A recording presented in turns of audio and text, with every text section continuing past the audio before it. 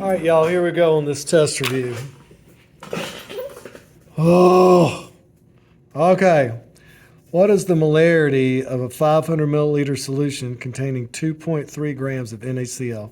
First, we're going to switch that to moles. 2.3 grams over 1 times 1 over 58.4.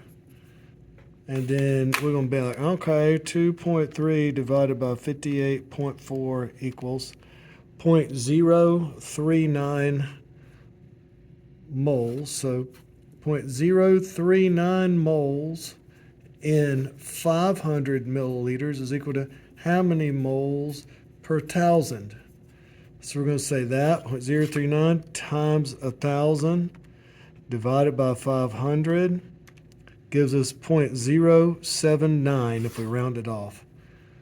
0.079 molar.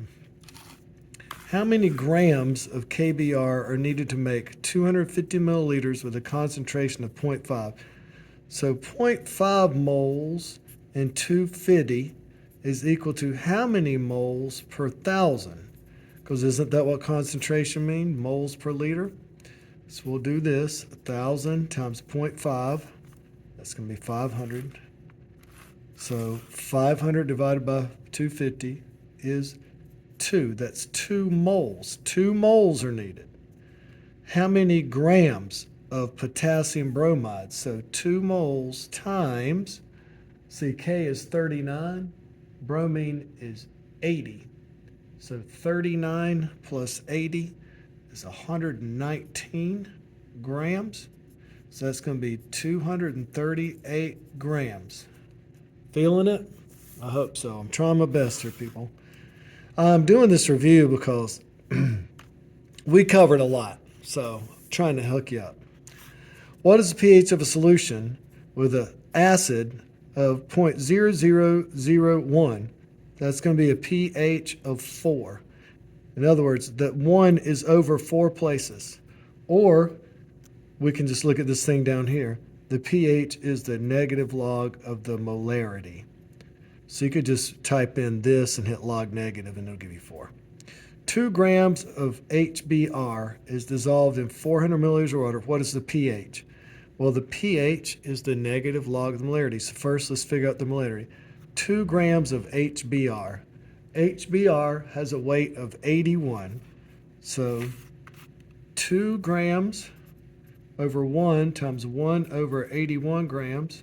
In other words, 2 divided by 81. We have 0.0246 moles. 0.0246 moles in 400 milliliters is equal to how many moles per liter? So we're going to say this times 1,000 divided by 400 equals 0.06 molar, 0.06 molar, but it wants to know the pH. So now we just take our calculator, we hit log negative. The pH is 1.2. All right. Bases have a pH above 7 and turn pH paper blue. A blank is a process where we can measure the concentration of a known acid against a mixture base. Titration. We did one in class. You did a good job. Acids taste sour or spicy or fruity, while bases are usually soaps and cleaners. The pH plus the pOH add up to 14, because that's the pH scale. Concentration in dilution. M1V1 equals M2V2. A 25 milliliter solution, that's V1, of 0.5 times that equals, has 50 milliliters added. So the second volume is 75 milliliters because it's 50 plus the 25, right? What is the new molarity? So 0.5 times 25 divided by 75 equals 0.167.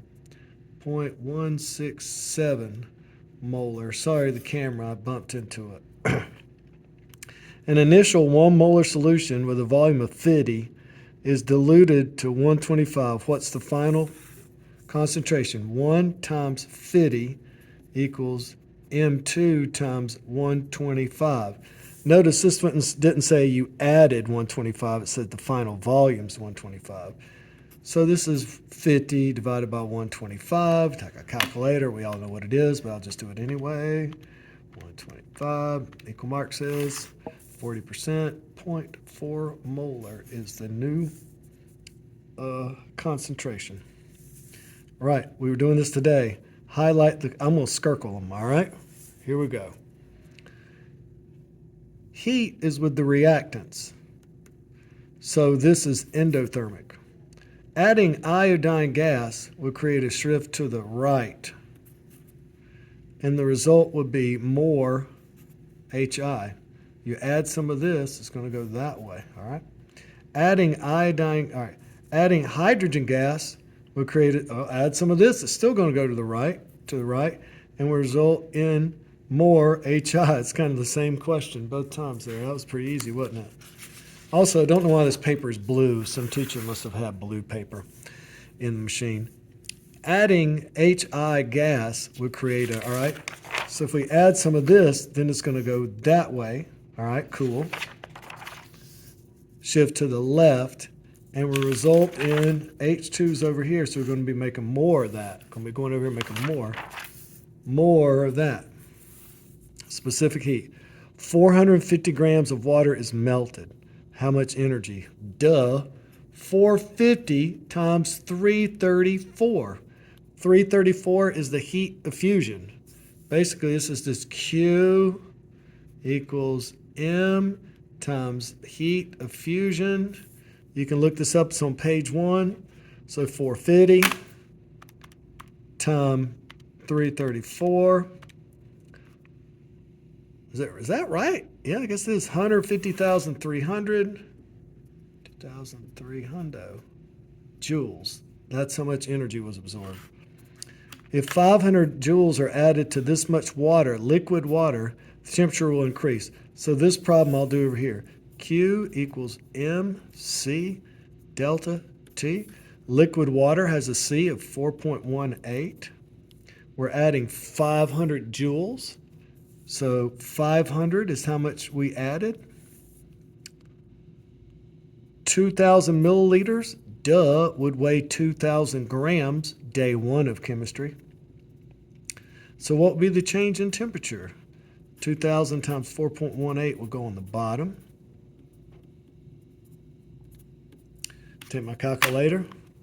500 divided by parentheses, 2,000 times 4.18, close parentheses, equal mark says, 0.06. The change would be 0.06 degrees. 0.06 degrees Celsius. Why? Because that's not very much energy, and that's 2 liters of water, so it's barely going to change it. If a 70-gram aluminum ingot was at 67 and was given 600 joules of energy, the new temperature of the ingot would be. So what we got to do in this one is we've got to solve for the delta T and then just add the change to the 67 degrees it already was. Q equals MC delta T. 600 joules is given to 70 grams. You look up the C of aluminum on page 1, and that's 0.897 times delta T. So we're going to find our delta T. So 600 divided by 70 times 0.897. Take my calculator. 600 divided by parentheses 70 times 0.897, close parentheses, equals 9.55. So the change in temperature is 9.55, and it was already 67, so plus 67. 76.55. That's the new temperature. Making sense? I hope so. The lower line is catalyzed. True, because everything happens easier. Does this catalyst reduce activation energy? Yeah, because look, the line doesn't go up as high. How does the catalyst affect the reaction? Is it done faster? No, it really gets done at the same time. No. Is there less activation energy? Yes, there's not both. It's just less activation energy for this one. Normally, a catalyzed reaction would go up and also be done sooner, but this one wasn't like that. What is the approximate activation energy of the top line of the 90? So here we already were. So the real activation energy is 25 joules because it was already at 65, and we just needed 25 more. So 25 joules. Is this endothermic? No, man, look, it's up here, and then it's done down here, so it loses heat. This is a negative delta H. No, it's not. It's false. Is this? That should be yes, no. Pretend I'm smarter. How would this reaction feel? It would feel hot if you were around it because it's giving off heat. It's going from up here to down here. Would it go faster in a cooler or hotter environment? Depends on how hot and how cold. But if you gave it the opportunity to give off heat, it would actually go faster. But then again, it also has to be hot enough to make it start going. So we talked about that in class. There's like a magic in between. Which has the most entropy? Entropy means chaos. Gas, hotter, liquid. List at least 4 ways to increase the rate of reaction. Put more stuff in, or higher concentration. More heat, right? What else you think? Well, we could change pressure, depending on if we want more or less gases. We can increase the surface area of things we were dissolving. Listen for it. Increase the rate of a reaction. We could use a catalyst. There's a bunch of stuff we could do. Higher concentration. I'm trying to think of anything I'm missing. More heat usually helps happen faster. Pressure, surface area, higher concentration, a catalyst. I think that's about it. I might be missing something. Peace out.